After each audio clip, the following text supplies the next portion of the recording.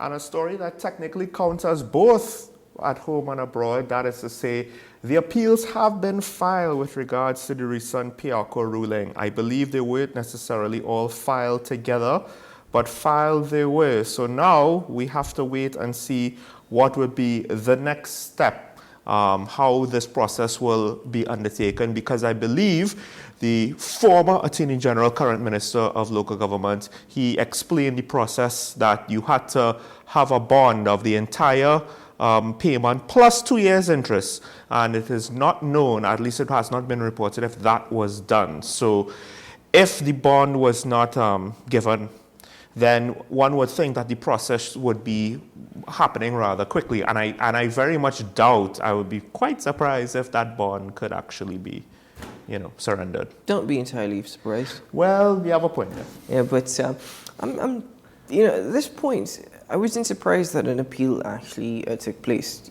That was expected.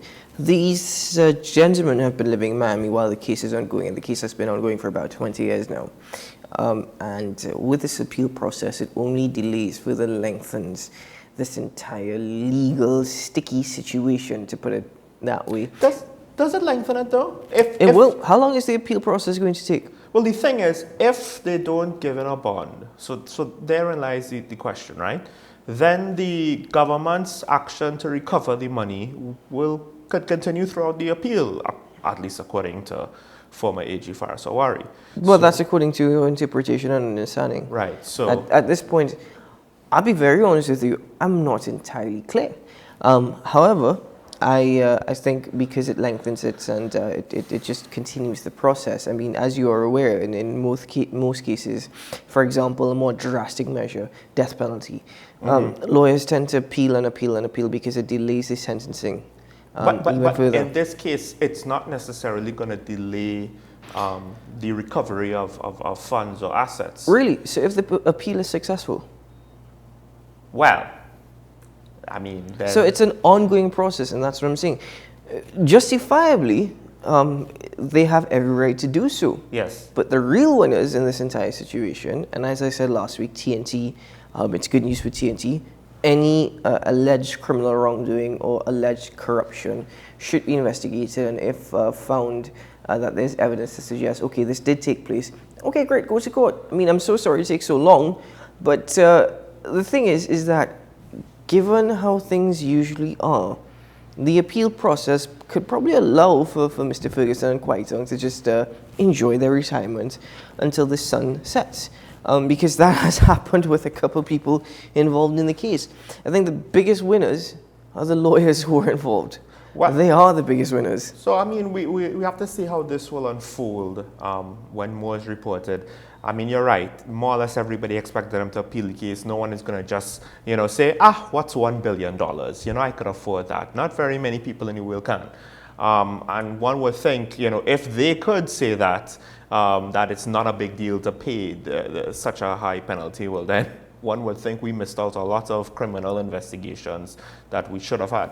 But I'm still curious with regards to how it will play out, because it doesn't... After making the appeal, there's no obvious to me. Yes, I understand they'll try and contest it, but again, will they have to pay the bond? Will they be able to pay the whole bond? And to what extent now will the liability, because the court is not saying, well, you're liable for a third. The court is, from what I understand, just saying all three of you combined are liable for X amount, however it is split. So there'll be a lot of interesting things to see how this unfolds. Is this a sign of, we'll do more cases like this? I don't know about that. Now, the bond that you referenced, based on the information that we do have, in order for the appeal process to go through, the bond had to be enforced. Well, you don't have to. The appeal process could go through. It's just that the government could keep collecting. According to legal, it says the bond covering the entire judgment sum plus 2 years interest, which is necessary to stay the enforcement of the judgment pending the outcome of the appeal. So all that, the information as to whether or not they actually posted the bond, we can't confirm that as yet, but the Attorney General did indicate that they're going to enforce the judgment against the trio as they mulled over their appeal. Mull over the appeal means whether or not they are actually going to appeal. I don't think it's any surprise that they have appealed. The question is now, how does the recovery of such sums as allocated in the judgment, how is that, as you were pointing out earlier, how is that affected by the appeal? I actually think this is a case where they have to win the appeal. I don't think you could stall. I'm not too sure if this is a debt that will just, I declare bankruptcy and it's gone. I'm not too sure if that's how it will work. Obviously, you will have things in your name. And yes, you could try and hide it under the name of your family members, but a forensic accountant could say, yeah, but you transferred that at X and Y date, and this is not reasonable to think that this is the asset of your family member. This is reasonable to say that this is really your asset, right? So it could be a case where they have to win the appeal. Otherwise, it puts one or all of them into some very tricky situation. So again, it'll be interesting to see how it plays out, but I do wonder if as much of a landmark ruling that it might be a one-off. It might not be a shifting in our culture. And we could get more into that, I think, later on in the show.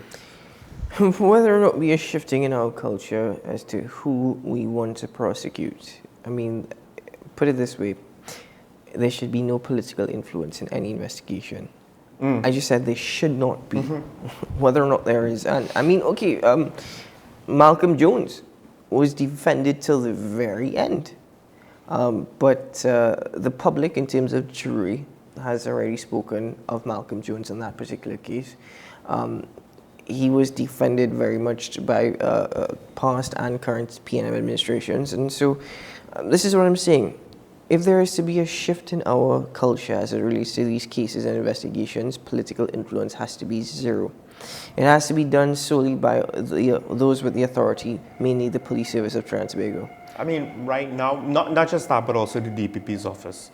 You have to have that complete confidence. Well, the DPP's office is prosecuting based off of the evidence from the investigation. You have to have complete confidence that they could act independently. Right now, we believe that Roger Gaspard does so, but what happens when he eventually will have to give up his post, right? At some point, no system is foolproof, and you have to rely on the individuals, and you can't just rely on one man. No matter how great he is, he cannot stay in whatever post he's occupying forever.